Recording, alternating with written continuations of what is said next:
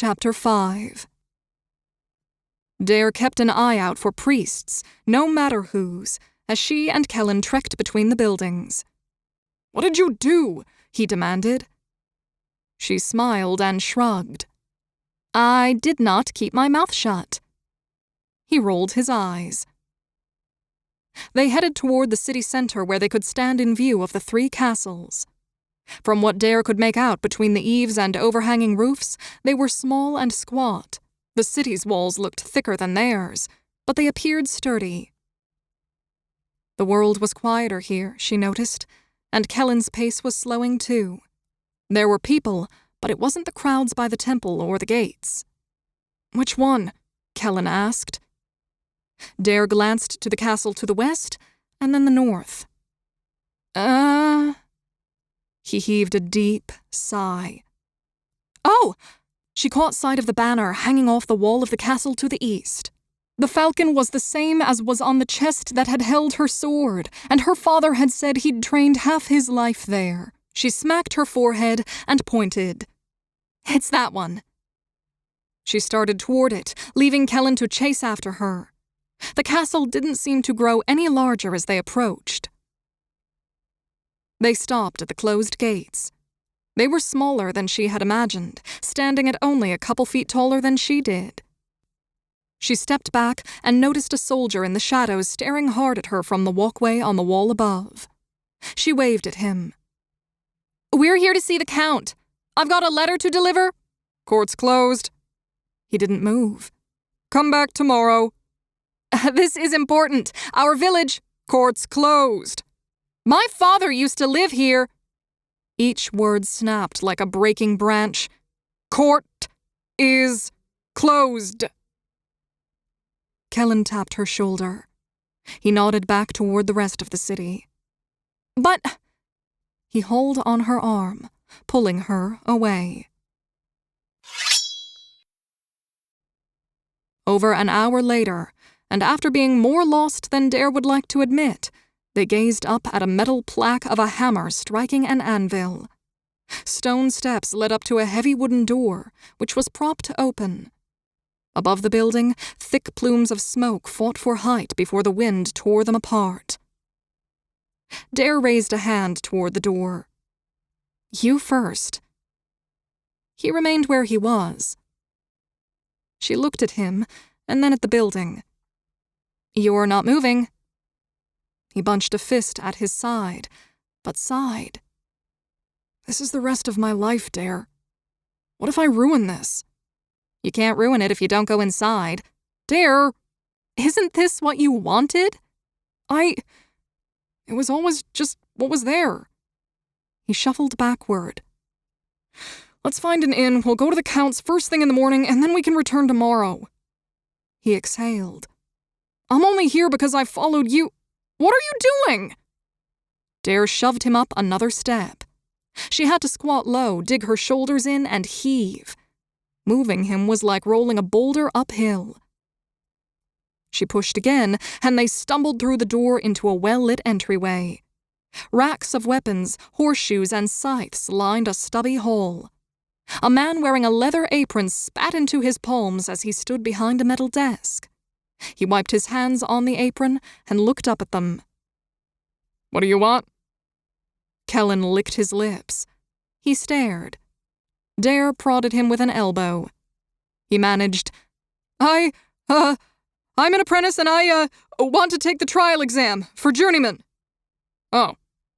The man held out his hand. "Your master's letter?" "Right." Kelin threw down his backpack, and it clanked when it hit the floor. The scraping of metal against metal sounded louder than thunder in the quiet hall. "Here." He proffered the bent document with shaking fingers. The man's eyes brushed over it. "All right, we can fit you in today. Got a few others taking the journeyman trial, too. Go on straight back through that door there. And you," his gaze drifted over to Dare, "you'll have to wait over there." He waved at a small archway. Then he looked back down to his desk and didn't glance their way again. She grinned at Kelin. "Best of luck, my friend." He gulped. Yeah, thanks. She watched him inch through the door. Then she poked her head through the arch into a medium-sized room with benches lining the walls. A window on the back wall allowed in some light and breeze. 2 other people were already waiting. She stopped and stared at the nearest one. He was a dwarf. Dare had never seen a non-human before, but there was no mistaking the height and the black beard tucked into his belt. She tried not to gape too obviously as she unbuckled her sword and edged down onto an empty portion of a bench. She set her blade across her lap. The dwarf grinned. As far as she could tell between the beard and heavy mustache, anyway. All she saw was the hair move and assumed there was a smile underneath.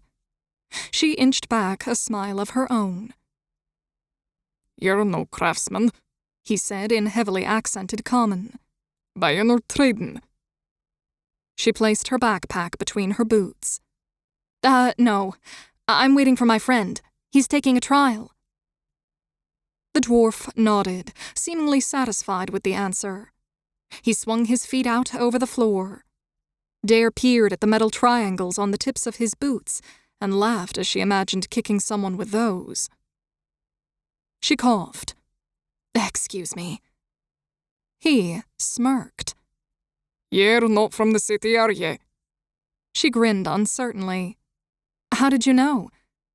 He chuckled, and it sounded like gravel rolling down a hill. "Your tints in your eyes keep roving.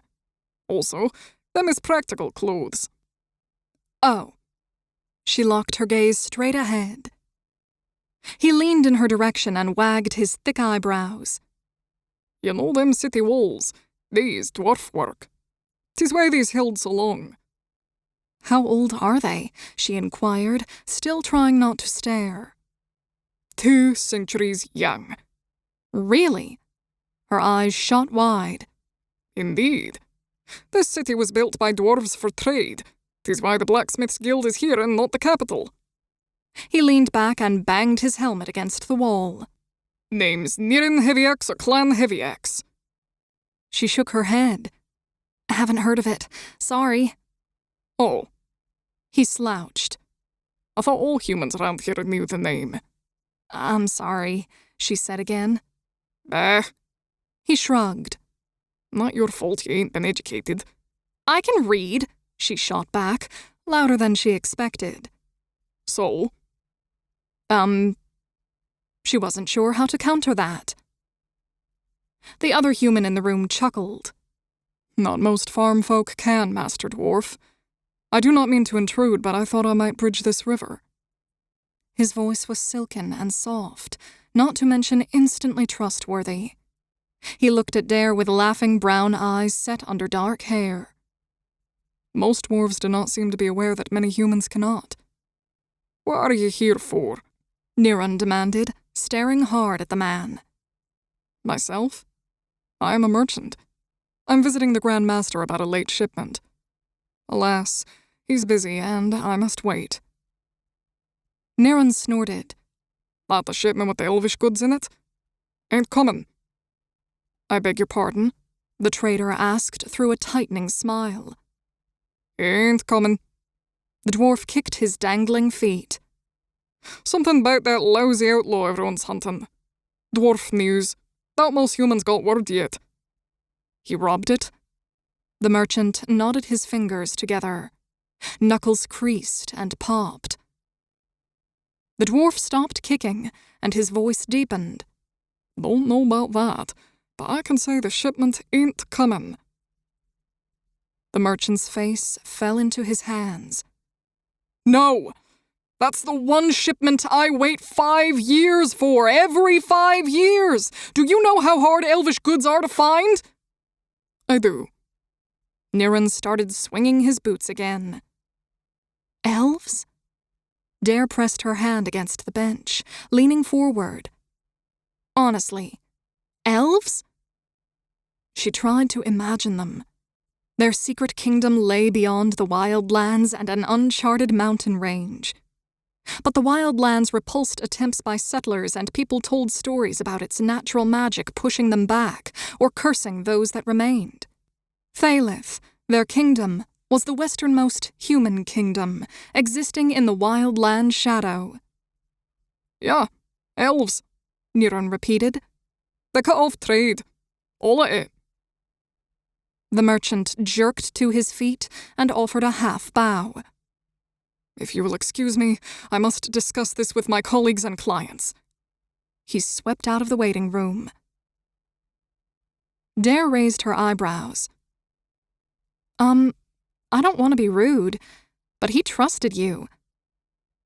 The dwarf pointed to his helmet. Heavy axe. Oh. She shrugged. He chuckled. Course, you don't seem overly concerned yourself. She held out her hands. How does what happens in the elvish kingdom affect me? He cracked another grin. Fair enough, girl. She pursed her lips. So, Master Dwarf. She tried using the traitor's term. You know a lot. Sometimes I wish I didn't. He slapped his thigh.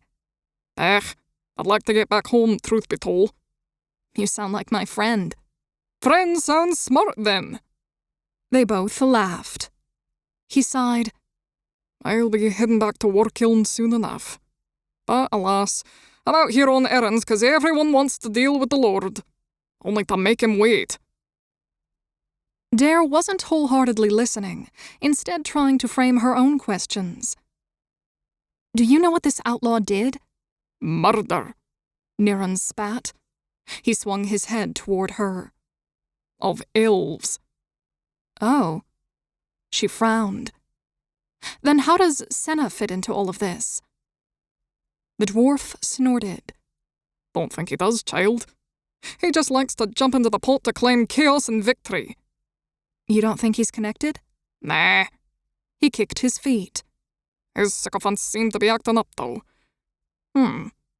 Dare nodded, concentrating. Does he have any enemies? Like, historically? Niran looked perplexed. Not one in particular I can name, no. She turned toward movement at the entrance and saw the man in the apron from the hallway enter. He bowed to the dwarf and announced, The guildmaster has rushed to make himself available for you. Please, this way. He stood and swung a hand open wide. Dare caught the dwarf rolling his eyes as he slid off the bench. He stopped in front of her and raised a finger. Mind yourself about this outlaw. Not that you'll meet him, but everyone's agitated these days. She nodded. Then he and the man departed, leaving her alone in the room. She slouched back into the bench. Then she pulled her knees to her chest and stared up at the ceiling. Kelin eventually slid into the hall, looking around before focusing on her. She raised her head away from the wall, blinking as she reined her attention into the present. How was the trial? He sighed. Boring. All I did was show the things Sigurd packed for me and answer a few questions. I didn't know the one about limestone, though. Limestone? Why we use limestone to remove slag. That's all, though. I passed without a second glance. Then I had to pay the fees. He gave her a tight smile and lifted his backpack. At least my load is lighter. What's slag? Impurities in the molten metal. Oh, right. She pushed herself to standing and cinched her sword belt around her waist. Now what? Kelin shrugged. Find an inn.